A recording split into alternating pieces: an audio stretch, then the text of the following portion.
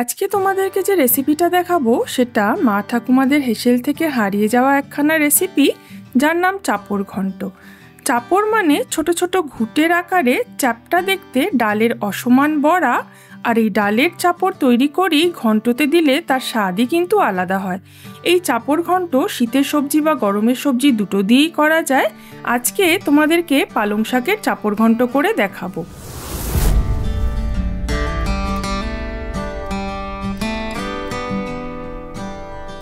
এখানে শীতের নানান সবজি আছে, রয়েছে পালং শাক, বেগুন, গাজর, আলু, শিম, মিষ্টি আলু, বরবটি, মটরশুঁটি।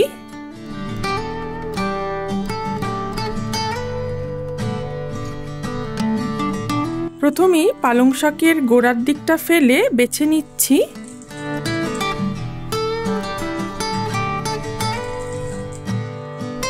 গাজরের খোসা ছাড়িয়ে গাজরগুলোকে টুকরো টুকরো করে নিচ্ছি।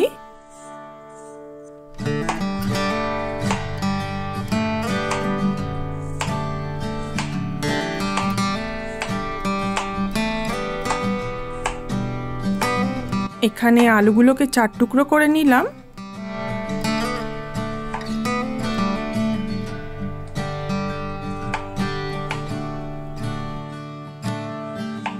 বরবটিগুলোকেও সমান মাপে কেটে নিচ্ছি।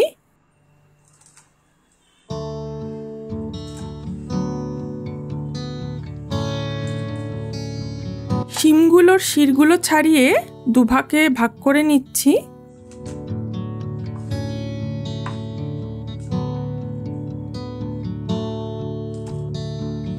মিষ্টি আলু চোকলা ছাড়িয়ে টুকরো করে নিচ্ছি।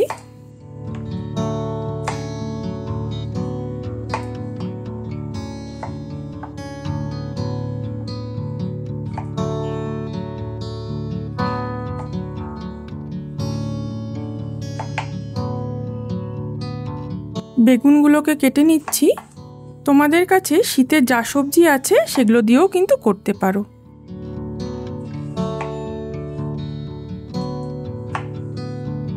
এখানে কিছু টাটকা মটরশুঁটিও ছাড়িয়ে নিয়েছি।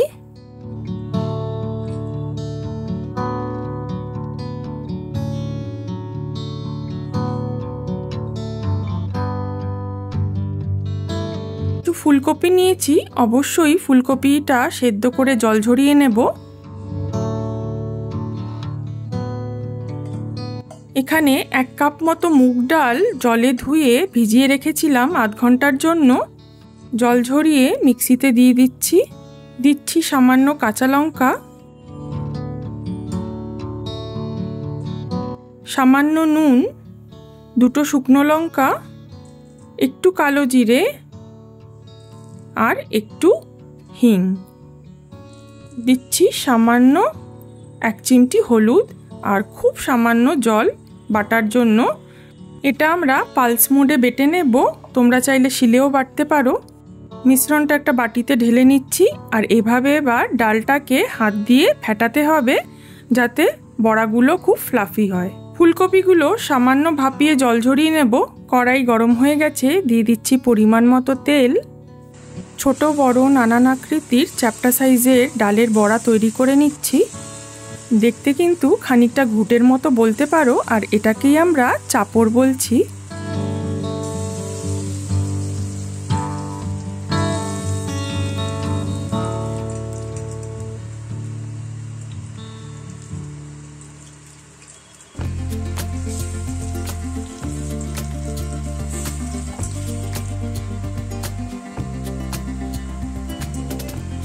বড়াগুলোকে ভেজে একটা প্লেটের মধ্যে তুলে নিচ্ছি।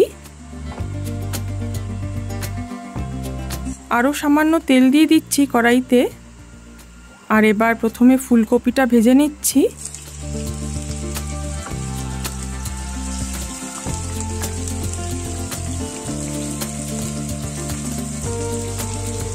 ফুলকপির ওপরে খুব সামান্য নুন দিয়ে ভাজলে ফুলকপির স্বাদটা খুব ভালো হয়। ফুলকপিতে হালকা কালার চলে এসছে, ফুলকপিগুলোকে আমরা সরিয়ে নিচ্ছি। এর জন্য দিচ্ছি 2 শুকনো লঙ্কা আর সামান্য 5 ফোড়ন। প্রথমে আলুগুলোকে ভেজে নেব। আলুতে হালকা কালার চলে এসছে, এবার আমরা বাকি সবজিগুলোকে দিয়ে দিচ্ছি।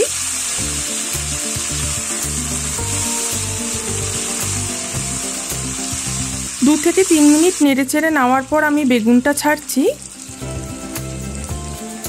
দিয়ে দিচ্ছি মটরশুঁটি। এবার খুব ভালোভাবে সাঁতলে নেব আরও 2 থেকে 3 মিনিট মতো। আর এবার দিয়ে দিচ্ছি পরিমাণ মতো নুন।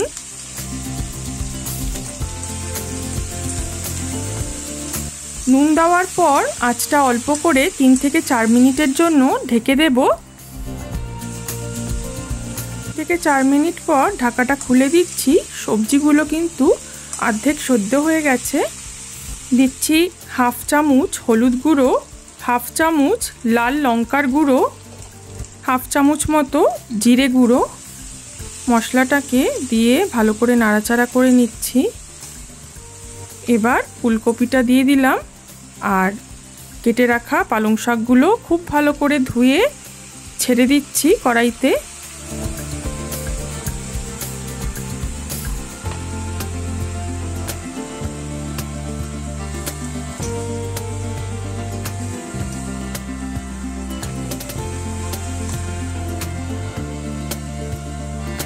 পালং শাক দিয়ে দেওয়ার পরে 3 থেকে 4 মিনিটের জন্য আরেকবার আমরা ঢেকে দেব।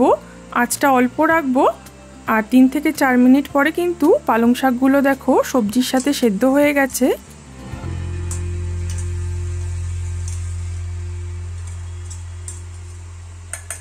দিচ্ছি 4 থেকে 5টা চিড়ে রাখা কাঁচা লঙ্কা, সামান্য চিনি,